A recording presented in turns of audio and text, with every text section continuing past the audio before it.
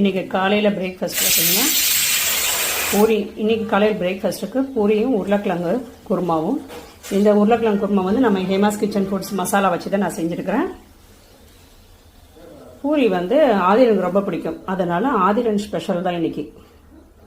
ஆதிரனுக்கு பிடிச்ச பிரேக்ஃபாஸ்ட்டு.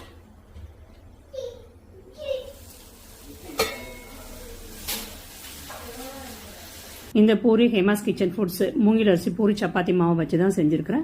அதே மாதிரி இந்த குருமாவும் ஹேமாஸ் கிச்சன் ஃபுட்ஸ் குருமா மசாலா வச்சு தான் நான் செஞ்சுருக்கிறேன். கண்டிப்பாக ட்ரை பண்ணி பாருங்கள். சூப்பராக உப்பி வந்துருச்சு. இங்கே வந்து மதியம் சாதம் சிட்டுக்கும் ஆதிரனுக்கு மட்டும் வெந்துட்டுருக்குது. பூரி பாருங்கள் ஒவ்வொன்றும் எப்படி இருக்குதுன்னு. எல்லாம் புஃபுன்னு தான் இருக்குது எல்லாமே. ஏன்னா இந்த பூரி எல்லாம் உருட்டினது என்னோட வீட்டுக்காரர் தான்.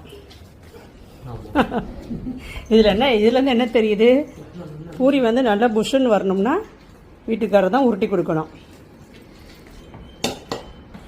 குக் வித் கோமாளி பார்த்துட்டே சாப்பிட்றாங்க. இந்த மாதிரி சேர்ந்து உட்காந்து சாப்பிட்டு ரொம்ப நாள் ஆச்சுல்ல ஜுமா?